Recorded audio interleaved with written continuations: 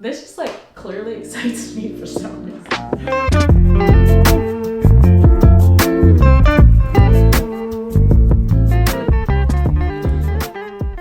Alrighty, I am so excited to share my two birth stories. Birth story for my first son, Ozius. He is 2 years old. And then my birth story for Ezreal. He is 4 months. So I wasn't really interested in birth stories or like even birth preferences before I got pregnant. But as soon as I got pregnant with my first son, Ozius, with our first son, Ozius, I was like instantly so curious, like, okay, what kind of birth I guess do I want to have and all that stuff. So, and I knew kind of from the beginning that I wanted to try giving birth naturally, or like without medication, without an epidural. I was 8 months pregnant when we decided to move to Nashville. And so I was like, okay, cool, fresh start on like what I want to do for giving birth. And I was actually really excited because I did not like my doctor in Texas at all. So we moved to Nashville, and whenever I found out we were moving to Nashville, I messaged a bunch of like women that I knew had given birth in Nashville and was asking about birthing centers, all of that. And the one that I called was Baby and Company. Now it's known as Vanderbilt Birth Center. And I was like, can I get in? I'm already like 36 weeks pregnant. I think I was, was going to be 36 weeks whenever I was moving. So they accepted me. I had to take some birth classes in order to give birth there. And we moved, unpacked, got settled. And then I was like, okay, time for this baby to come. So with Ozius, it was Christmas Day. And it was like the evening. I think we were watching basketball. I'm pretty sure there's basketball on Christmas. So we were watching basketball, and sorry, I'm watching my toddler on the monitor. And I love all the details. I was sitting like this when we were watching basketball, and I felt like a little trickle of water, and I was like, okay, I'm really pregnant, so am I peeing on myself or is that my water? So I go downstairs. That's where we were living. We were living with my parents. So I go downstairs to our apartment down there, and I text Donnelly, hey, come downstairs. And he comes down, and I'm like, hey, I felt a trickle of water, so it might be my water breaking. I don't know. So I did what they told me to do. We went back upstairs, and I'm sitting at the kitchen counter, and all of a sudden I feel a gush, like a burst of water. And I go, oh shoot. And Donnelly knows. He's like, is it your water? And I'm like, yes. And my dad's like, no, she's joking. I'm like, no, like my water is breaking as we speak. So my whole family is up there, like it's Christmas. And my mom's like, okay, ReNay, you have to get up. And I'm like, but it's just gonna all come out. And she's like, you have to get up. So I get up and I walk away, and so she's like, just let it come out. We'll clean it up for you. So I just stand up. My family's surrounding me, and my water is just like, blah, blah, blah, blah, blah. My water broke before I was showing any like active signs of labor. They gave me 24 hours to get into active labor, which is pretty much like where your labor is just like picking up at a very consistent speed and like the most painful. So in that 24 hours, part of it was night because my water broke Christmas night at like 7 p.m. So 12 hours of that 24, I'm sleeping, and sleeping at the birthing center, just like hoping that I can get into active labor in my sleep, Next 12 hours is me like walking around, getting Chick-fil-A for breakfast, texting people to pray that I get into active labor, moving, squatting, doing everything, laying in certain positions. I got acupuncture, like anything. I drank castor oil, all of the things to get you into labor, I did them. And on top of that, I was praying that I would get into active labor naturally on my own.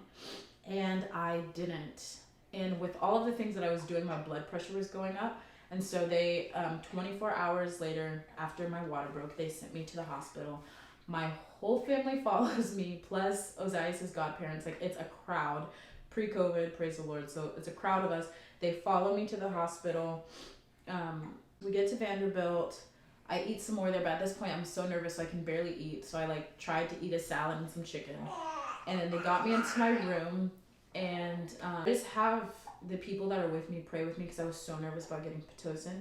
So they hooked me up with the IV. I started getting Pitocin, and instantly I can feel the like cramps just get worse, the contractions get worse. Anyways, then I get the Pitocin and I feel the active labor, and this is like 9 p.m. So my water broke 7 p.m. the day before. This is 9 p.m. the day after. So all of this time I've just been feeling cramps, you know, and they're like probably just as intense or not more intense than like my bad period cramps. So it was like hard to sleep through it, you know. But I still wasn't in active labor, so I'm sitting in the hospital bed, and at this point it's like kind of a blur because it was just getting so painful and I was so tired. I was hungry, so I was famished. Hadn't eaten much, you know, in almost 24 hours. So probably middle of the night, maybe midnight, and they checked my cervix and I was only dilated to a 5, and you got to get to a 10 really before baby can come. And I just start like crying, and I was like, I can't do this anymore.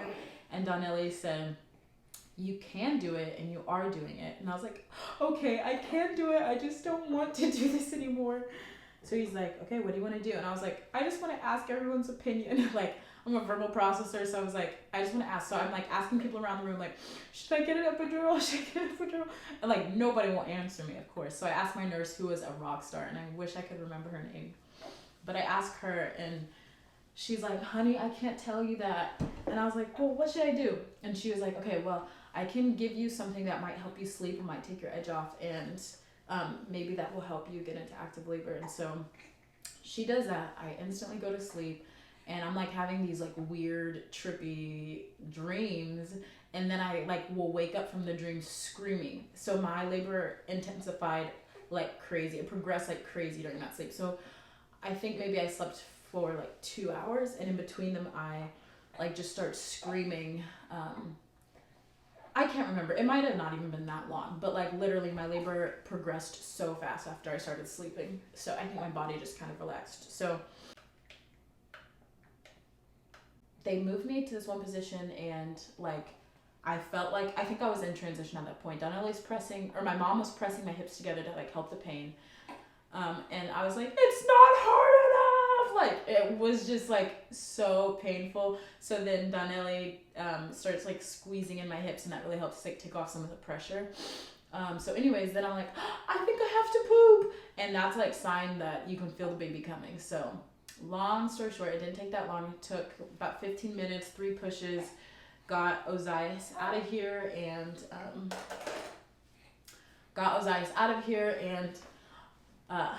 and that's it. That's the fast version.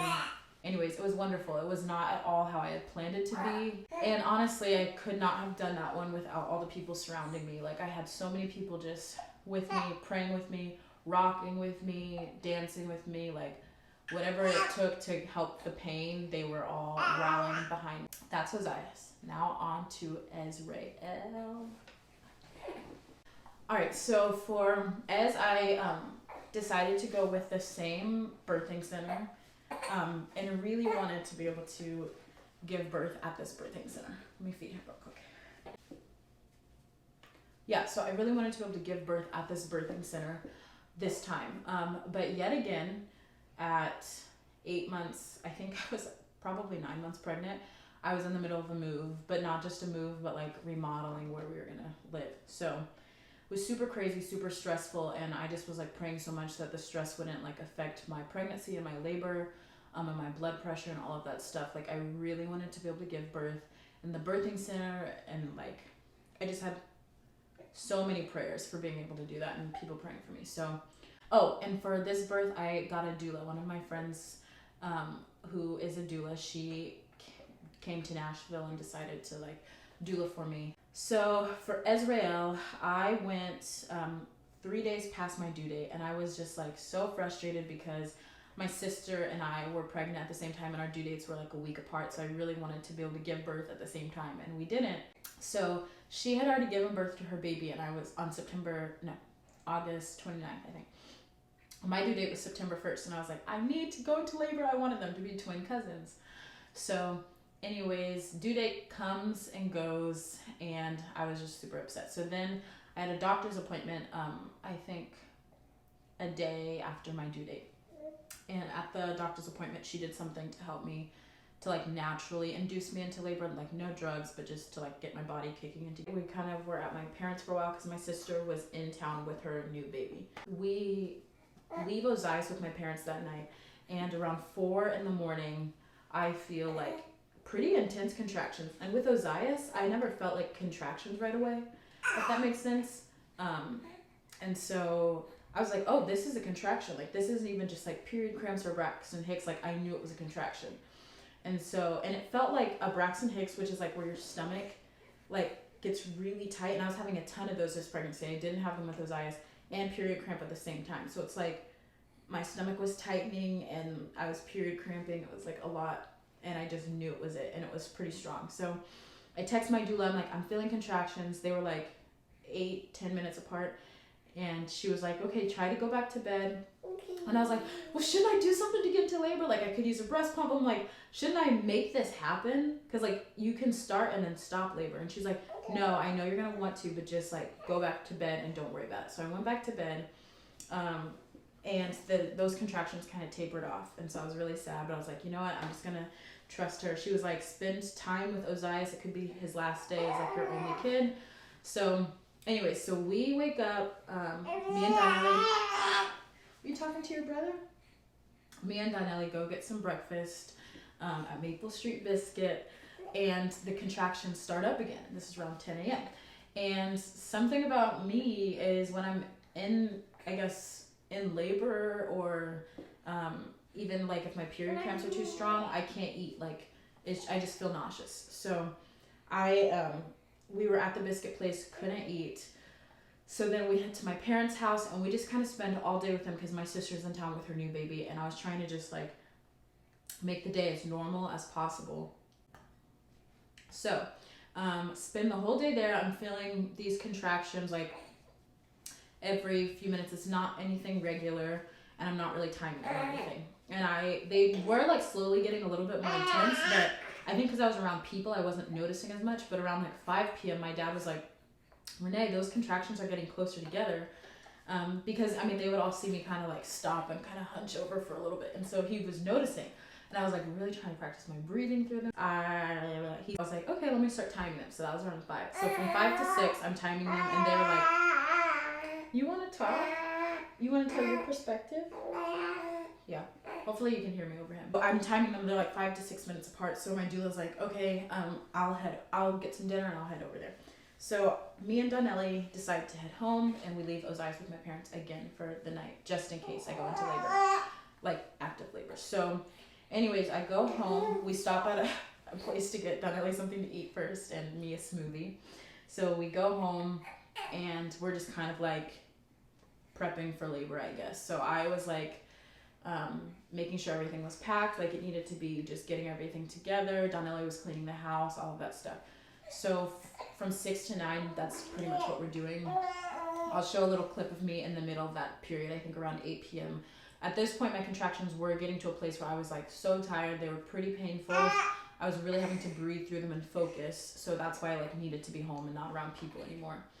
Then around 9 p.m., I'm in the bed just trying to like, I had been in the bath, I had been walking around. Now I'm in the bed, laying there, and I feel the contractions coming. And so this next one that's coming, I was like, okay, I'm just gonna like, you know when you like stiffen up when pain comes? I was like, I'm just gonna like breathe, like let it ride the wave, I guess. And when I did that, I don't know if it's what I did or anything, but when I did that, I literally felt like the contraction pushed out my water. And my water breaks again, a gush all over the bed. And I was like, oh, Donnelly! Like, I just screamed for him. And I was like, my water just broke in the bed. And then I was like feeling pretty nauseous. My water breaks in the bed. Then I start throwing up. And I'm just like, this is a sight to see. I hop into the shower, and literally right after that, my doula shows up. And this is around 10 p.m. because I think my water broke around like 9:45. So she gets there at 10 p.m. and she has me in the bath with essential oils, massaging me, just like having me walk around the house. She has me get into certain positions to make sure the baby is aligned well. Because actually the day before, the baby was not aligned right. He was sunny side up. He was just on top of it, had me on a ball, all of these things. So this is 10 p.m. when she showed up. Then it gets to like, let's say 11:30, maybe 11:45, and I'm in the bed, and I was like, I have to poop, and like I literally was like, no, I can feel this baby coming. So Tina and Donnelly get me into the bath. And like, I don't want to have this baby in the bath. I was screaming at this point and just like wanting to cry, but I like, no tears could come. And so I was like, literally, we need to go. So I'm screaming at this point with my contractions. Like, there was no more calm breathing them through. I'm screaming with my contractions. And so then Donnelly's like, ReNay, we need to, in between contractions, he's like, ReNay, we need to get you in the car. Because he didn't want me screaming bloody murder outside. Like, it's midnight at this point, and that just would have been weird. So he's like, you need, like, after I had one contraction, he's like, you need to get in the car. Because it was like maybe a minute in between them. I don't know. I don't even know if it was a whole minute. I don't remember. But we get into the car, and I'm hunched over the back of the seat. And I just, like, in the car, I felt a feeling of, like, they're both, I don't know if my doula was, but I could feel the nerves of like them thinking I was gonna have this baby in the car, of Donnelly at least. Just the way he was driving and the silence, like I was like, this is a really serious moment. And I feel like for comedic relief for myself, I was grabbing water bottles and just chucking them, like just throwing them. So I did that, and we made it to the birthing center, and they're just like, people are just coming around me. I think it was like 2 people, a nurse and my midwife, coming around me as soon as we walk in, helping me walking. Because at this point, I'm like, my eyes are like closed while I'm walking, and I'm just like, like just breathing and barely surviving. So we get into the room. She's already started the bath for me, and the nurse said later, she was like, I just felt like God was telling me that I need to start that bath for you. Because I wasn't planning on having a water birth or anything, but she knew. So they get me into the bath, and all while they're like checking the baby's heart rate, all of this stuff, while I'm just like closing my eyes, and they're like helping me stand. So I get in the bath, and the midwife right away is giving me instructions on how to push in the bath. And I was so relieved, because I felt like seriously I needed to push. But like, it was only my second baby, and you don't know for sure, like, am I ready to push? And I was. So she gives me instructions on how to push in the bath, and like what position to be in. And I start pushing, and this was so different than with those eyes, because I didn't have any sleepy drugs in me, so I was very alert. And I was like, wow, this is really painful, and like just really like, wow, this is shocking. So I start pushing him, and I took this one really slow, so this took probably like 15 to 20 minutes. Pushed it really slow. With the third one, I pushed him out, and it was wonderful, and they just put him on me. And I was like, my baby! Like, it just was so wonderful. And with those eyes, it was not like that. I went out of it, and I was like, okay, yeah, this kid is on me. Great, thanks. But I feel like the second time around, I was just more aware, like, this is my child. I just kind of felt like that attachment right away with Ezreal.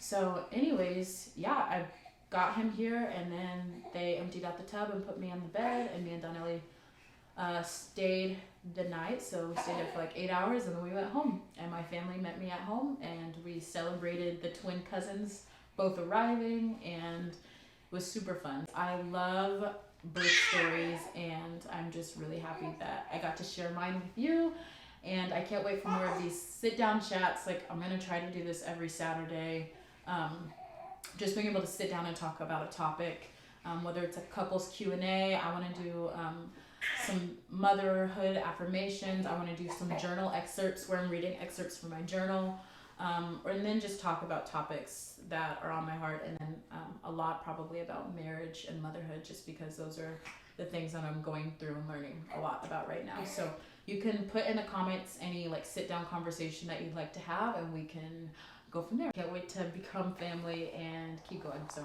bye. Thanks for being here.